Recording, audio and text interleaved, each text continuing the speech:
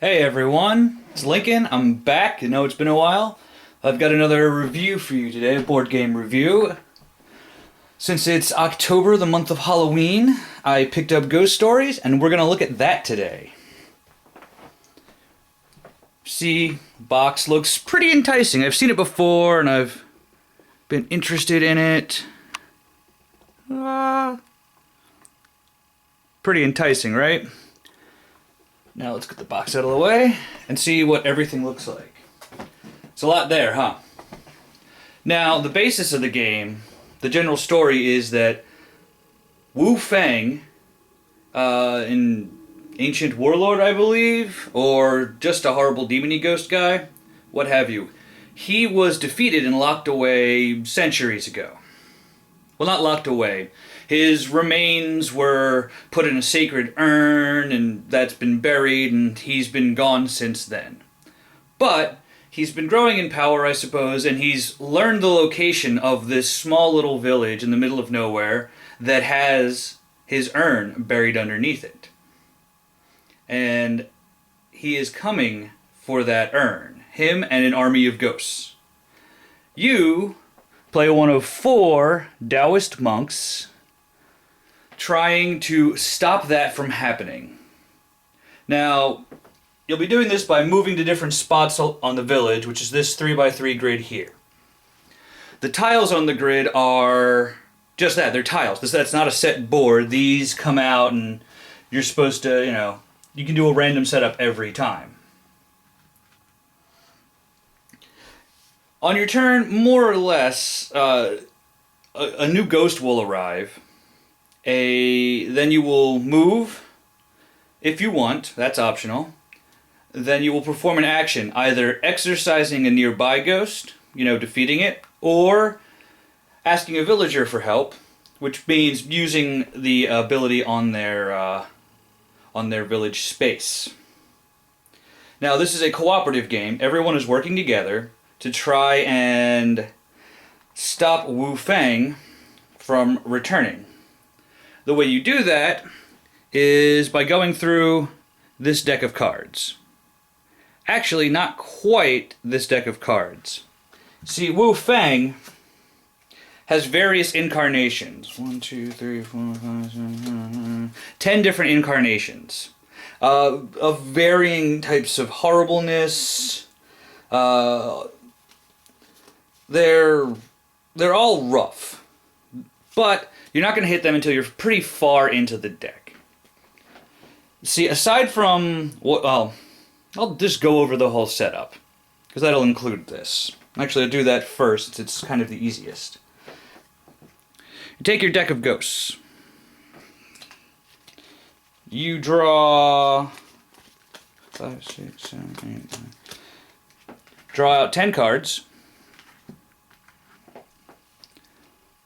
Then we take these guys. You can shuffle them up and draw one. Usually I like doing a fan-out method. Bam. We don't look at that guy, and we don't look at the rest of these. We'll throw these back in the box for now. You take the 10 cards you drew from the ghost deck, put your incarnation of Wu Fang on the top, then you place the whole rest of the deck on top of that. So, when you hit Wu Fang, you know that he's the 11th card from the bottom, and you've got 10 cards left. Being a cooperative game, there are many ways to lose, and that's one of them, running out of the ghost deck. If that becomes empty, the town is considered overrun with ghosts, and you lose.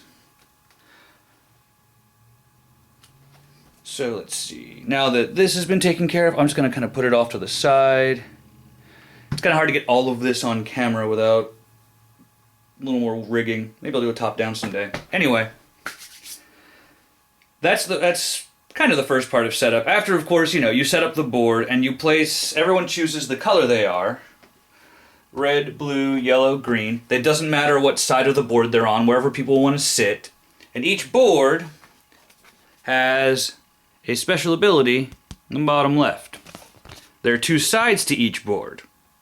I guess you can choose them, there's always house rules, but you're supposed to randomly determine which one you're using. Each of the 4 colors has kind of a theme.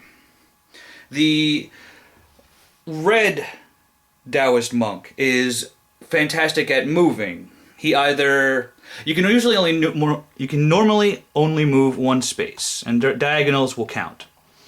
He's got movement, so the ability here, this right here, kind of means the icon means you can move twice, and really effectively that means he can move to anywhere on the board, on his turn. So that's really helpful. His other ability, let's flip it over and show that off, is before he moves, notice how this is a black monk? Whenever it's black, that means not you. Red on a red monk symbol means you. A black monk symbol usually means someone else. Well, actually, I'm wrong. If it's got a color, that means you, because I just noticed now the blue guy's got blue monks on it, but that basically means just him. But if it's a black monk, that means anyone but you. So he can move someone one space just like normal before he takes his move. That's really useful, helps get things into position. The blue monk is incredibly swift and can do a lot. He can... let's see, that's attempt to exercise 2 different ghosts, that's 2 separate battles, or he can use the village tile he's on twice. That's a pretty good for just one special power. The other option is he can exercise a ghost and use the tile he's on. Doesn't seem like a lot, but if you've ever played cooperative games, little things like that are huge. Down here we've got green. Green's all about die rolling. So, whenever he rolls dice, or has to roll the curse die, he can just re-roll if he doesn't like it. He has to take the second result, but he just has to re-roll it. And the nice thing about the re-rolling for the color die is that he doesn't have to re-roll all of them. If he wants, he can re-roll just the ones that didn't work out for what he's trying to do. The other option's kind of neat. Normally, you'll only use these 3 dice when you're rolling against ghosts, which we'll explain in a minute. He actually gets a 4th die, which I don't know if you can tell is kind of a gray compared to a white. So it's his special little die, and even this is gray. This icon has gray background on the faces instead of white. Also, he doesn't ever roll the curse die. That is really awesome. The curse die is awful. It's got 2 blank sides and 4 terrifying sides. Lose a key, which is like your life. Ghost haunts a tile. We'll get into that. Actually, there's just... Wait. No, yeah. Bring out a new ghost. And lose all of your Dao tokens, which is huge, and we'll get into Dao tokens in a minute. So for setup, you set up the board, you get yourselves good, or you set up the board, you set up your 4 around it. The 4 of you always start in the center space, no matter what that center space is. In addition, every one of the monks gets 4 key tokens. You can think of these as like your life. When you hit 0 key tokens, you go to the graveyard, where you kind of sit for the rest of the game, unless someone comes and resurrects you, which is an option. You'll come back with 2 of these, as opposed to 4, and you'll have to roll the curse die. So, resurrection does not come without a cost, or at least without a risk. But yeah, these are these nice little key tokens. All the tokens in this are decent quality cardboard. I like the looks of them all. They're nice, colorful, and they're distinct. The key tokens all have the octagonal shape. All the Dao tokens have a circular shape. Makes them easy to figure out in your hands. So we've got those. Everyone gets 1 of the black Dao tokens. There are only 4 of these in the game. So at the start of the game, everyone's got one, and none of them are in the supply. So that just means if at some point you need to pull a black token, you can't at the beginning of the game. Also, everyone will get a Dao token in their color. This is the blue Dao tokens. I believe they're mirrors.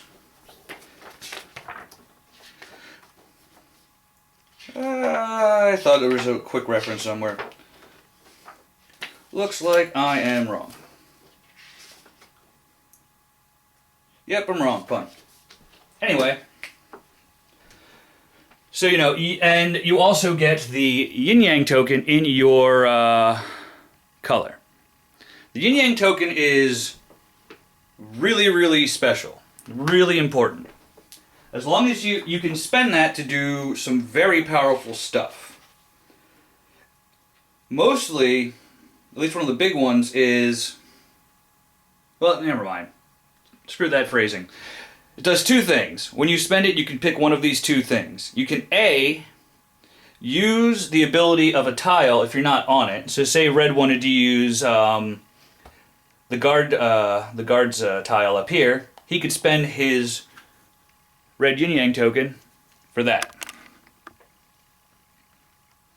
And then he would be able to use it. The other thing is, tiles will become haunted, which means they're flipped over to the inactive side. You cannot use their ability. You can still move onto the space, but their ability is gone. You can also get rid of or spend your yin-yang token to unhaunt a tile. Those are big, and you don't really get them back that often. Really only by defeating certain ghosts. From what I can tell. None of the board spaces let you do it. There's that. More or less, everything's set up. You get the board set up. Oh, yeah. You might have noticed. Got these little Buddhas. How nice are those? There are two of those, and I'll get into those when I explain the spaces real quick. Oh, another nice thing about these minis is they seem to be not a soft plastic, but more like a hard rubber, which is great, because when you've got things like this, that is so going to get snapped. But since it's nice and soft, you don't have to worry about it getting messed up in the bag, in the box, same thing. All of the Haunter figurines, which are very nice and creepy. They have when they sit flat, they've got a nice forward haunting lean. These are very cool. I like them a lot. Especially considering through the softer rubber, they did really good jobs on molding these things. Not a softer rubber, harder rubber. They did a really nice job molding everything. So after that, the game's ready to begin. You can randomly determine who goes first. Let's move down a little bit. I want to show you a board more clearly. There's your board. Not a whole lot to it. You'll notice we've got the little, there are 3 spaces for ghosts. These little icons represent the Buddhas, which will make sense as soon as I explain the other guys. You've got your special powers down here. There are special tokens. There are some ghosts that will either keep a specific person from using their powers, like whatever board they're on, whoever's player board they're on. And some of them will just say no one's allowed to use special powers. And they have one of these in a color in all 4 colors. So you know, oh, you can put that on your board and remind yourself, nope, I don't get my special power. Which is nice. You could have just remembered it. They could have had a generic not in use token, but no, there are 4 tokens, each in the appropriate color for your guy, your monk. You'll also notice at the top of each ghost space are these 2 little spaces. Those are for the haunters. Let me just see. Oh, cool. First card I pulled out is good. When a ghost has this at the bottom, and they come out, and I'm kind of doing this wrong, but just for demonstration purposes. Now when they come out, you will then place one of the Haunter figures on that little space at the bottom of the card. On the following turn, it's actually, I believe, the first thing you do each turn, is any ghost on your board with a Haunter, you move them up a space. Yep, Haunters first. Then, on the next turn, if that ghost has not been exercised, the ghost will move up to the haunting space, and the first tile in the line will become haunted. and no longer able to be used. And once it's done that, it resets back down to the first base. So it keeps coming every 2 turns. It's going to haunt something. And let me just move these guys out of the way for a sec. And if it gets up there again, bam, bam, it's not that it can't haunt because there's no tile there. It haunts the next tile in line. So it will keep going across. This brings up another way that you can lose. You lose if 3 tiles become haunted. So this is something you've got to watch out for. Put this guy back in the supply. Flip this back over, put the guy... Well, I'll leave the guys off the board for a minute. So that's what those spaces up to the top mean. And that's really all there is for a player board. And you can see, once again, you know, there's the special powers there. He's got his tokens, he's got his special die. Tokens, special die. What you do on your... No, we won't go over turnover. I'm going to go over these guys real quick, and then we should be good. I'm not going to go over all of the ghosts. Well, of course not all of the ghosts, but not all of the ghost abilities. The game comes with a nice chart that shows off... These are actually not in the rule book at all, really. It's just in this nice little... You've got a sheet for... Here's all of the ghost abilities. And this sheet shows you all of the abilities for the 9 village tiles. The special incarnations of Wu Fang are listed in the back of the book because they're very different than regular ghosts. They've got a lot of weird, neat stuff going on. So let's go over the board here. Since they're really fun to look at and these little guys tend to draw some attention, we'll talk about the Buddhas first. I'm going to move the other side of the table for this. Gotcha. Alright, so the Buddhist temple. If you use the ability there, you get to take one of the Buddhas, and you keep that. Then, at the end of your next turn, you can place it on the empty slot of any player's board. So you see, as I mentioned, there's the little Buddha symbols in the middle of these card spots. So if there's a spot without a ghost on the board, you'll put a Buddha there. And the next time a ghost gets summoned, if they go to that spot, then they get eliminated. They're just discarded immediately. Don't even have to worry about them. And if that happens, then the Buddha goes back to the Buddhist temple. And it stays there until that effect happens. I don't think there's any ghosts that actually straight up remove them from the board. Yeah, that looks good. Down here, let me get these names right. I'm always forgetting them. This is the Circle of Prayer. When you use the Circle of Prayer, you can take any one Tao token from the supply here, and you place it on that little circle. That means for the rest of as long as that thing is there and this isn't haunted, then all ghosts of that color have their resistance reduced by 1. Normally when you're exercising a ghost, you're rolling dice and you're spending Tao tokens to try and get equal or greater, well, equal really, the amount of resistance they have. It'll be a selection of colored dots. You can see, there we go. See these guys? This guy would have a resistance of 3, and they're usually all a single color, except for some of Wu Fang stuff. So, let's see. Well, since I used a blue guy, that guy had was blue ghost with a resistance of 3. If this was out, and this was blue, he would have a resistance of 2. Once something's out, you can go there and spend the action to exchange it with another token from the supply, switching out what color has essentially a -1 for the game. Over here is the tea shop, the tea house. The tea house is interesting. You get to rest and recoup a little, but the ghosts never rest. So, you get a key token back, awesome. You get a Tao token in the color of your choice. Awesome. But you also have to bring out another ghost. So while you were sitting around sipping tea, you're recharged and ready to fight, but there's an extra ghost out there now. Which can be awful because some of the ghosts, when they first come out, bring out another ghost. Up here, we have the herbalist shop. This is nice and easy. You take 2 dice, roll them. That's the color Dow tokens you get. White always counts as wild. Now, remember back when I said that all 4 black Dow tokens are in someone's hand by the start of the game? Every one of the 4 guys has one. If you came here now, this sucks. There's no black tokens in the supply. You would get nothing for this die.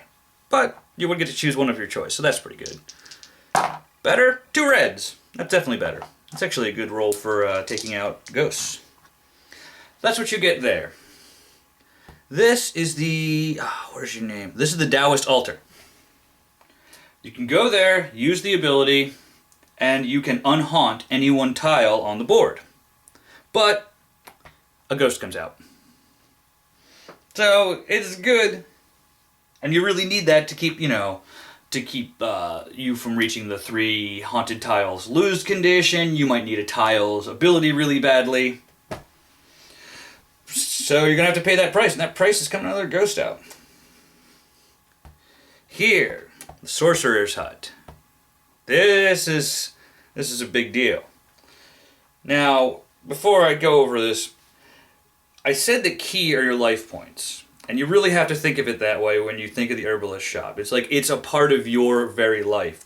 And if you give up a part of your life, in other words, if you spend 1 key token, you can eliminate any one ghost that's on someone's board as long as it's not Wu Fang. There's actually a tiny little symbol there that you'll see on a few cards.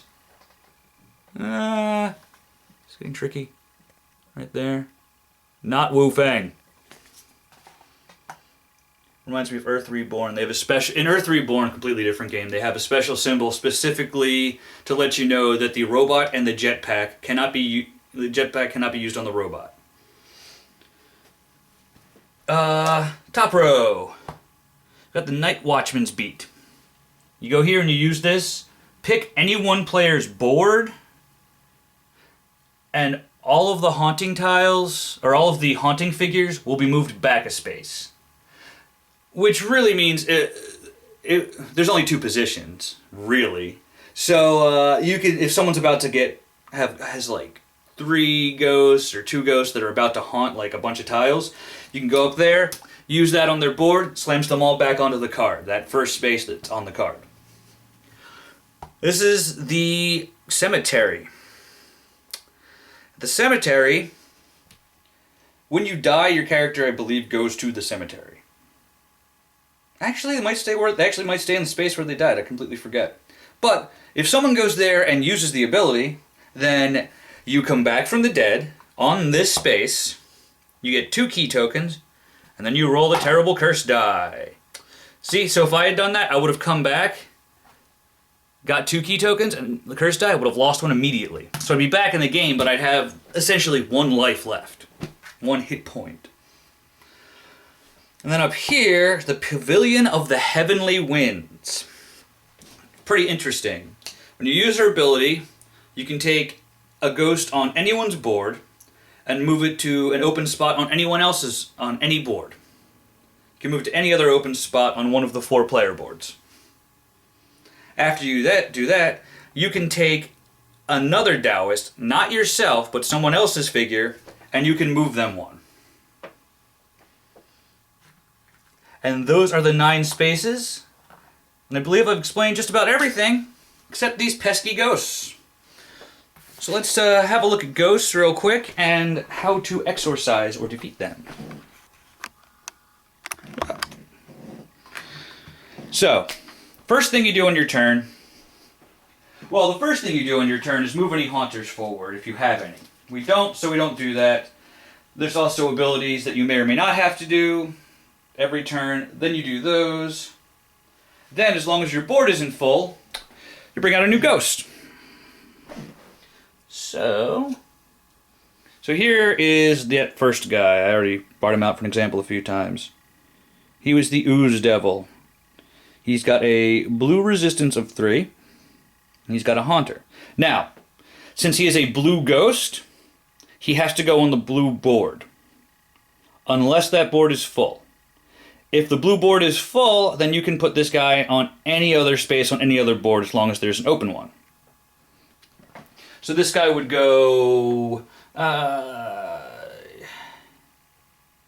let's go there, because if this tile gets haunted, that's a big deal. And when you put him out, you put his little Haunter figure there. The haunting figure does not move this turn. Beginning of next turn, it'll move for that guy. If your board is overrun, in other words, you have 3 ghosts, so you have no... And let me reword that. If not your board, if the board a ghost is going to is overrun.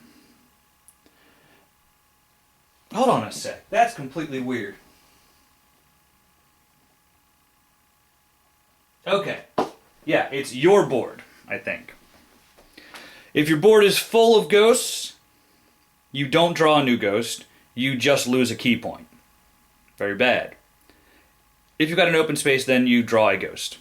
So it doesn't matter about the other boards. If your personal board is full, and you get to the point where you draw ghosts, then you just lose a key point.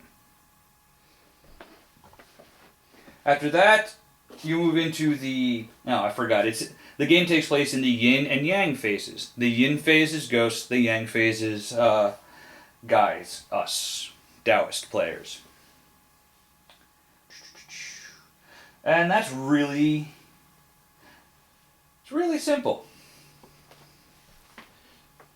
Move Haunters. Use let me see. I gotta find some of these abilities.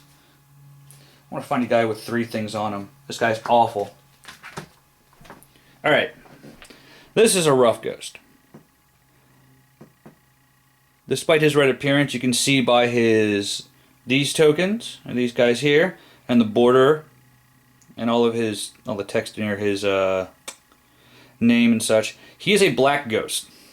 When you draw a black ghost, they must go on your board. You don't get to choose where it goes. There's no black board. This goes on your board. The bottom, you'll notice he's got 3 icons. This is rough. The way the icons work, let me get situated. The farthest left icon happens when they are first brought out, when you first draw them. The middle icon happens every round. Every time it's your turn, you have to do these. Haunters go before all the other ones. It's usually only Haunters and Cursed Dice, really. So the center space, sometimes, not every ghost, you'll either have to move the Haunter forward or roll the Cursed Die. And then these guys over here are what happens when you defeat the ghost.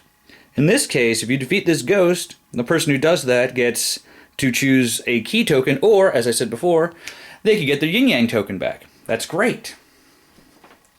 Now, to defeat this ghost, let's say he's down here. You would have to be in that. You have to be in a space adjacent to the ghost. So the center space cannot have a ghost, or you can't exercise ghosts from the center. I mean, so you see the ghost I put here. So really, you can only do it from this space. If there was a separate ghost here, that also could be exercised from this space. And I hear some of you wondering, what if there's 2 ghosts? Can you try and exercise both ghosts? Yes, but it's not easy. To exercise a ghost, if you're in a corner space and you want to exercise both ghosts, like the guys here and here, you would have to do that with a single die roll. Yeah, that's pretty harsh. Now, some of the ghosts aren't too bad. They'll only have actually, I'm looking at one right here. It's only 1. It's black, so that's tough, but it's 1. Oh, man. That's a rough one. This right here, the severed heads. Am I reading that right? This ghost, essentially, this ability here, this first one, essentially the ghost will just capture one of our regular dice. So now you'll be rolling maybe 2 dice against a guy. That's awful. When you win, you get to claim a Dow token of your choice.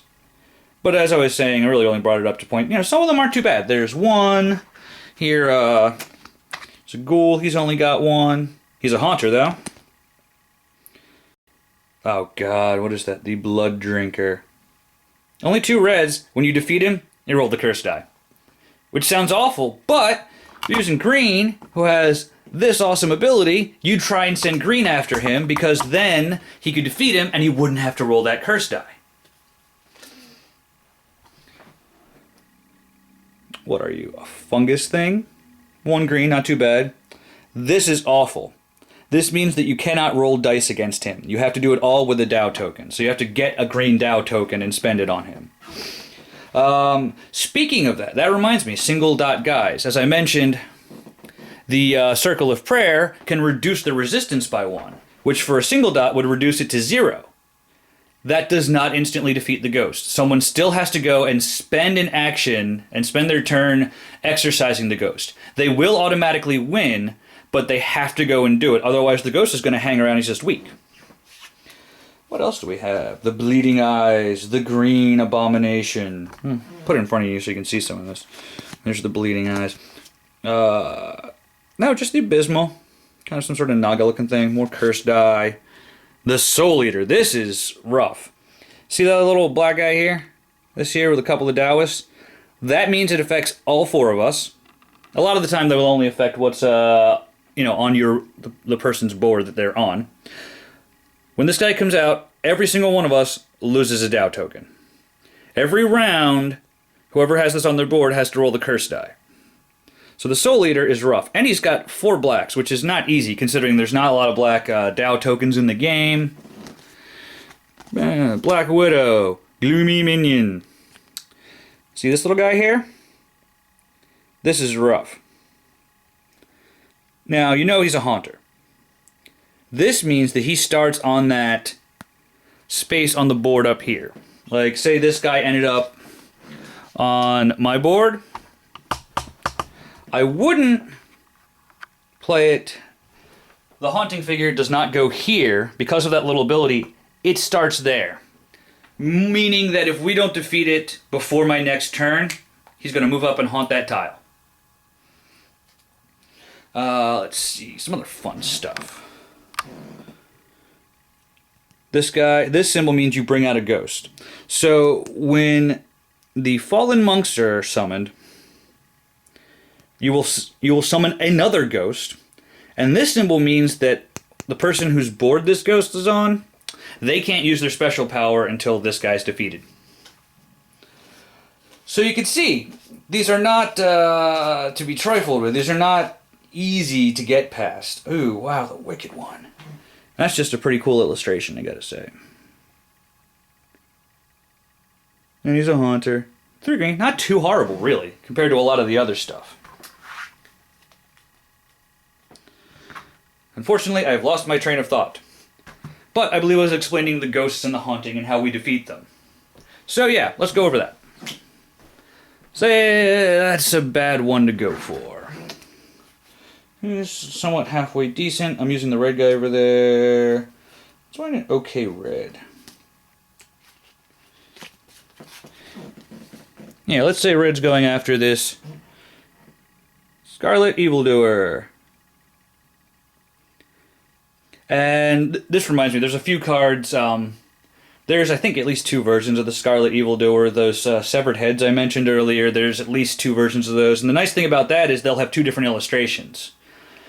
They didn't have to, and it's not that big a deal, but I really appreciate it. They're like, no, just because we're doing doubles of cards doesn't mean we have to do straight up double of cards. Oh, speak of the devil, there we are. These are both the Scarlet Evildoer. They're the same card mechanically, but they gave us different art, which I really appreciate. Liquid Horror, Sticky Feet. I'm sorry. It's really fun looking through these. The ghosts are very well illustrated. They've got great names. They're considering they're just cards and they're your bad guys, I really enjoy them. And now I'm a jerk and put down the card I was going to use. Scarlet Evildoer. So let's just a little bit. This is going to squeak. Apologize. Oh, it did good. So my red Taoist up here wants to defeat this guy. And we'll put the haunting figure on there to do it correctly. The red Taoist has a black token, a red Tao token, and really that's all I help them out. So, what I'll do, there are 3 red dots. I want 3 reds. That's sad. They look kind of orange in this light, but that is a blue and 2 yellows. I would not defeat the ghost. Now, nothing happens. I don't lose a key. It doesn't move forward on haunting. No, there's no real negative effect for failing to exorcise a ghost, except that was your turn. That was the thing you were doing, and now it did nothing. Now, let's try this a little differently. Let's say that earlier on, somebody had actually gotten red on here. A red Tao token onto the Circle of Prayer. So now, instead of having 3 red, it has 2 red. Much easier. Let me see if I can roll better today. Hey, that's awesome! That is a red, and that's a white, which is wild. So I would have gotten 2 red and would have defeated this guy. And then the Haunter's removed, this guy gets discarded, and it's the next player's turn. Now, what if this hadn't been here? He would be at a resistance 3, and I still only generated 2, but red has a red Tao token they can spend, so they equaled the 3 resistance they need to defeat the ghost, and the ghost is gone. And more or less, that's the game. You win by defeating Wu Fang. That is the only win condition. You have to defeat Wu Fang. Now, if you've played co-op games like this before, you're used to that kind of thing where it's like, alright, there's one way to win, there's a bunch of ways to lose.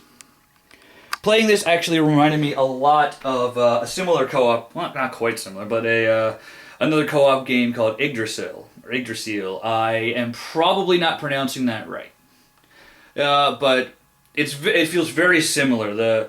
Also, I love how well produced the game is. It's very colorful. All 9 tiles look very different. It's kind of hard to get them confused. I mean, I see 2 of them that are both kind of purpley, but it's easy enough to figure out. The art on this whole game is great. I mean, there's the front of the instruction book, which is awesome. Got a nice simple chart on the back, which doesn't make... I had to read the rules. I had to get through a game, really, before this became useful, because it's just symbols and abstractions, which I get, because this game was obviously a multilingual release, and a lot of games that aren't produced in America, more or less, especially, they tend to go with more iconography, so that you can teach it to people who don't know the right language, or this and that. So, this wasn't that helpful at first. Now, it actually is pretty much all I need for the game. Got some very nice shots from there. Yeah.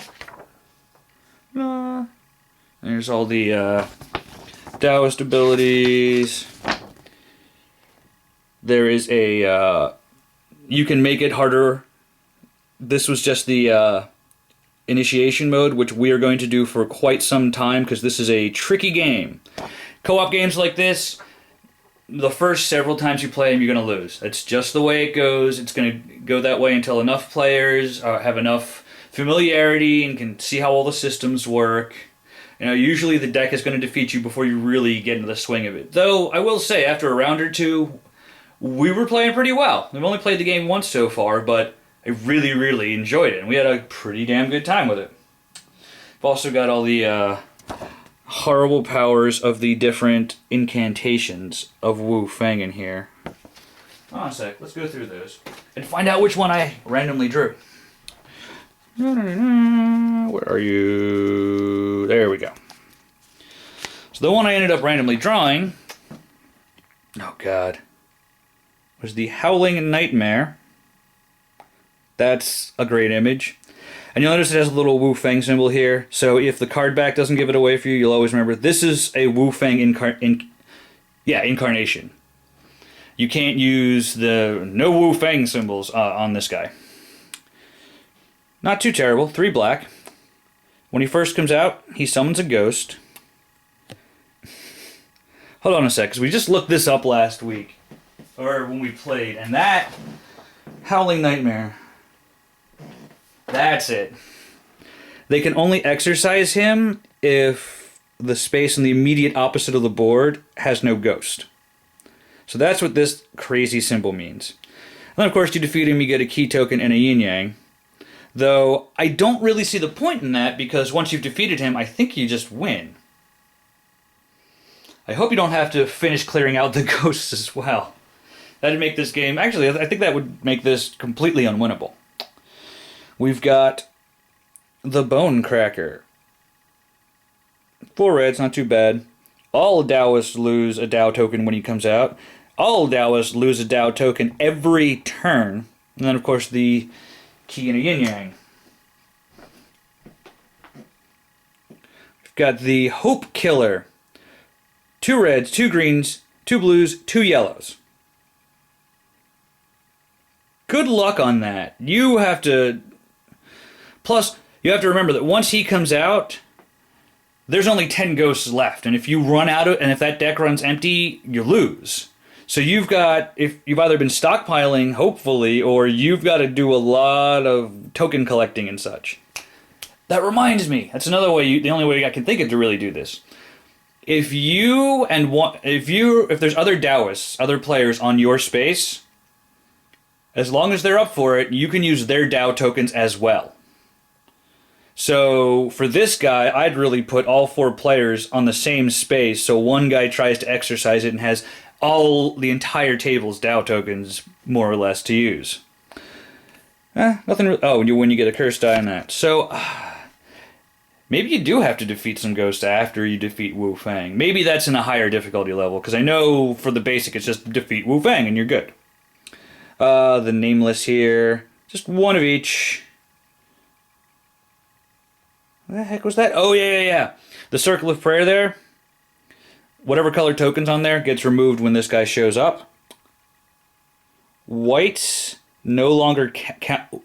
That's right. Whites count as nothing. And the usual that. Got the Dark Mistress, 3 blues, not too bad. No Tao tokens. Cannot use any Tao tokens when defeating her. It's got to be straight die roll. Which is why you really want green with that extra die out. The Uncatchable. Roll a curse die when they come out. Hold on a second. What the heck does that mean? That weird little Buddha symbol. Oh, wow, that's insane. You can't actually defeat him by doing that, it appears. You have to place him on a Buddha. And that is the only way to exercise him. And I think that's the only way to exercise Wu Fang with a Buddha. Otherwise it will not work, but that's the only way the Uncatchable works. We've got the Creeping Horror. 4 green. She captures a die while she's out. Ha! That's great, the Vampire Lord. He doesn't do anything, but he's a haunter. I like that. I don't know why. There's the Forgotten Ones, 3 black. No one can use special powers while the Haunted Ones are out in play. Pretty terrifying. Death's Army, 5 black, rolls a cursed die every turn. Scary stuff. And that's about it. We got back to the Hope Killer. Hooray. Such a cheerful game. Though really, this is a great game. We've had a ton of fun with it. I'm really enjoying it. It's a good buy. I highly recommend it. And if you're looking for something a little spooky to play, this is, for Halloween, this is a good one. That was kind of my motivation. I'm like, it's Halloween. I've been looking at this. I'll pick up Ghost Stories. So yeah, you like co-op games? You like spooky stuff? You like defeating an seemingly endless army of ghosts? Check out Ghost Stories. This is Lincoln. I'll see you guys next time.